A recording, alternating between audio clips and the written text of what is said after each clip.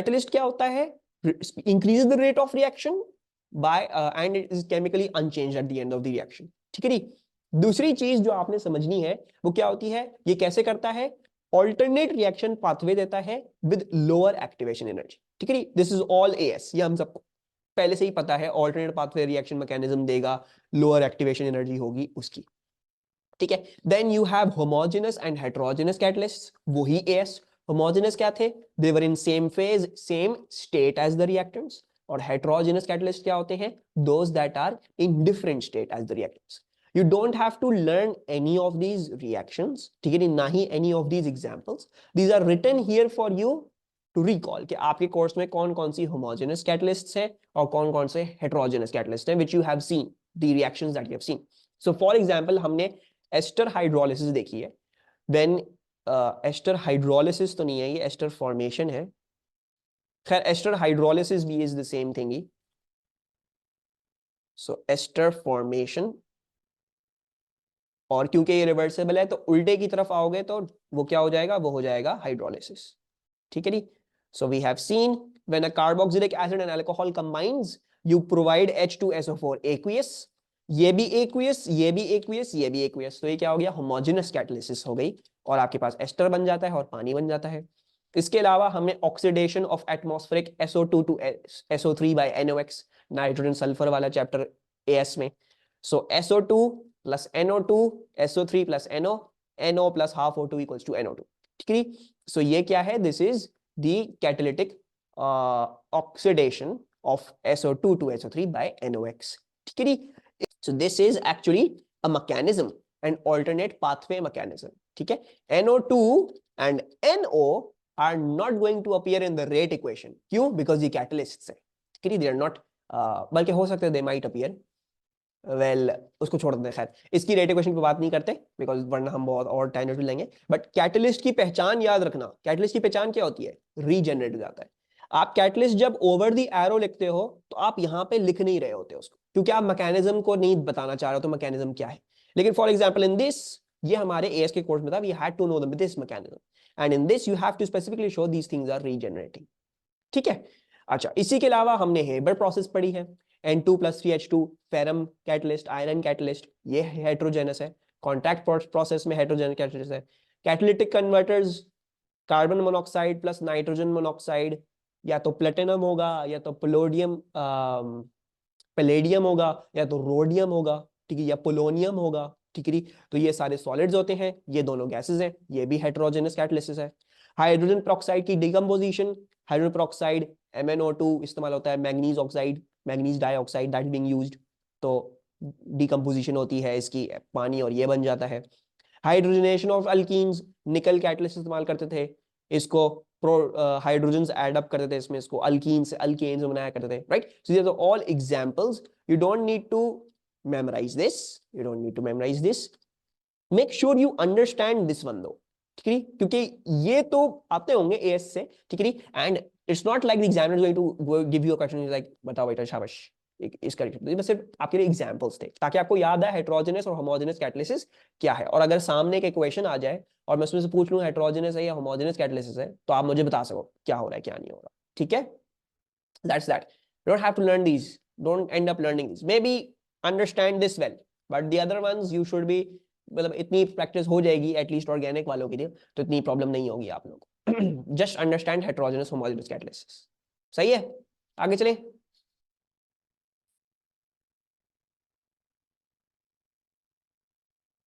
किसी और को कोई प्रॉब्लम? अच्छा, the last things that I want you to understand is, अगर मैं आपको बोलूं कैटलाइज्ड रिएक्शन ग्राफ बनाओ मुझे, ठीक है, तो ये अनकैटलाइज्ड रिएक्शन है। अगर मैं कैटलाइज्ड बनाने की कोशिश करूंगा तो इसमें और उसमें क्या फर्क होना चाहिए? If I am trying to show a catalysed reaction in comparison to an uncatalysed reaction, क्या फर्क होगा उसके एनर्जी प्रोफाइल डायग्राम में? Lower activation energy, right.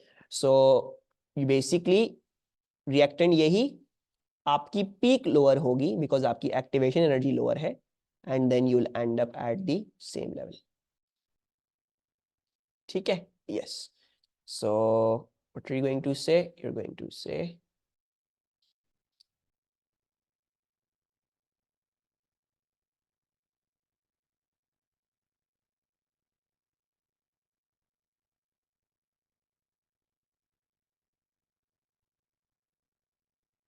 you're going to say less activation energy. ठीक है.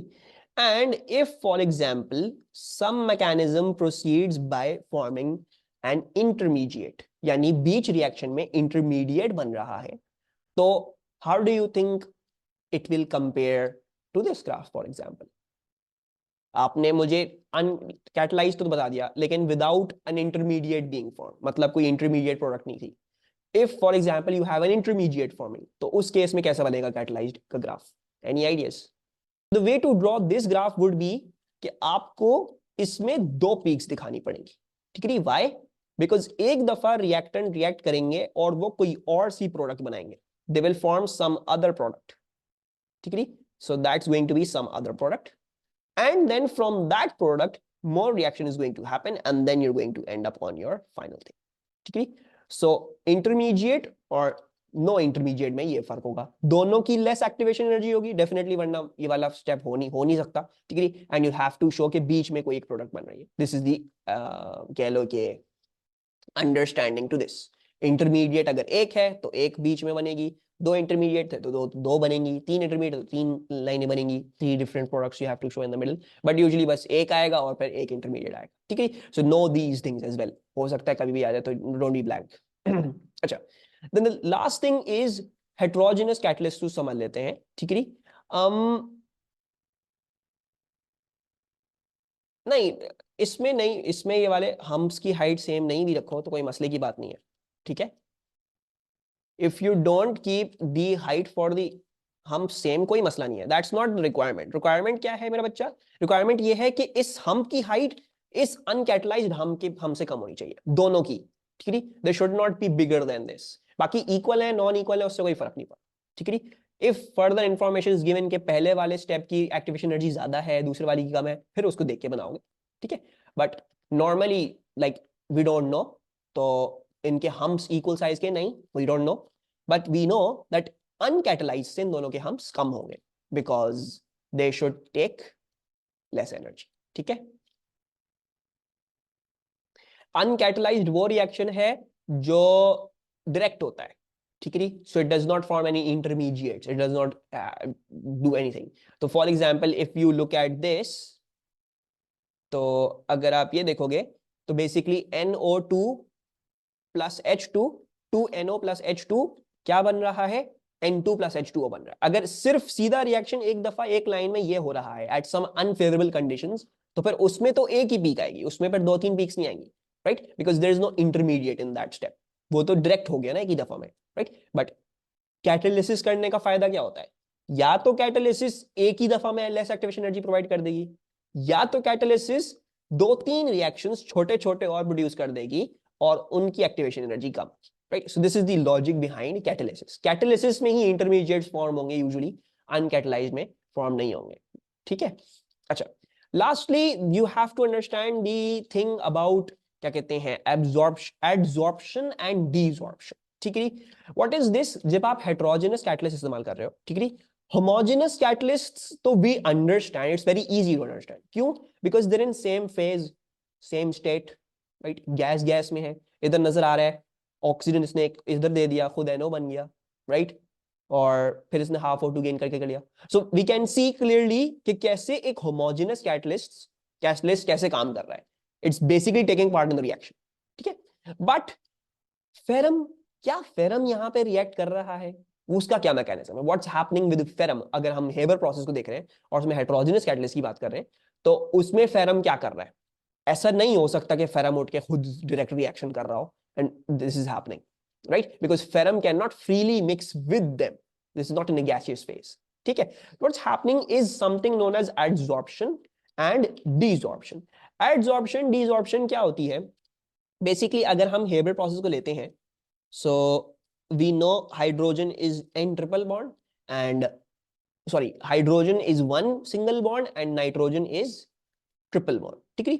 what happens is they adsorb to the surface of ferrum. ठीक है. what is the meaning of adsorbing to the surface? ठीक है. it is add, not add. ठीक है. adsorption कह रहे हैं इसको, absorption नहीं कह रहे. ठीक है. एडसॉर्प्शन क्या होती है? एडसॉर्प्शन ये होती है कि टेम्पोररी इंटरमोलेक्युलर फोर्सेस बन जाती है, right? Ferrum will bond to all of these things through in temporary intermolecular forces, right? And what happens is these intermolecular forces are strong enough that they can facilitate the breaking of these bonds. So nitrogen का n triple bond टूट सकता है, hydrogen का single bond टूट सकता है, and then these reactions can react. जब ये रिएक्ट कर जाते हैं तो वो इंटरमोलेक्युलर फोर्स टूट जाती है, and then your NH3 thing can leave off. So basically NH3 बन गया, NH3 बन गया, और अब आयरन क्या करेगा? उसने जो टेम्पररी इंटरमोलेक्युलर फोर्स बनाई थी वो तोड़ देगा, and we call this as desorption. ठीक है, व्हाट्स एडसॉर्प्शन? अरे बाबा मैं सिर्फ ऐसे ही समझा रहा हूं, I am not showing exact diagrammatically mold type चीज, I am not showing that, I am just telling you the concept. Adsorption क्या है? फेरम टेम्पररी इंटरमोलेक्युलर फोर्सेस बना लेता है विद दी रिएक्टेंट्स. उससे क्या होता है? उससे हो जाता है कि इनके लिए फेवरेबल हो जाता है कि ये अपने ये बॉन्ड्स तोड़ सकें, right? Because these are bonds formed, right? Bond formation क्या होती है? एक्सोथर्मिक होती है, राइट? और बॉन्ड ब्रेकिंग क्या होती है? एंडोथर्मिक होती है. तो जब आयरन ये इंटरमोलेक्युलर फोर्सेस फॉर्म करता है तो it releases a bit of energy, and that can facilitate the breaking of these bonds and them reacting. जब ये रिएक्ट कर जाते हैं देन ये बॉन्ड्स इनके इंटरमोलेक्युलर फोर्सेस टूट जाती हैं, and then NH3 is free to fly off, it goes away.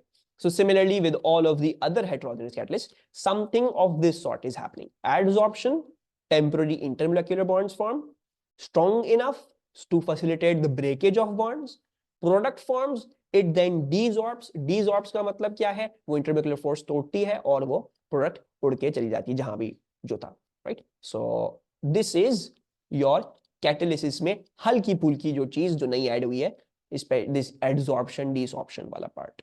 ठीक है, समझ में आया? Adsorption desorption.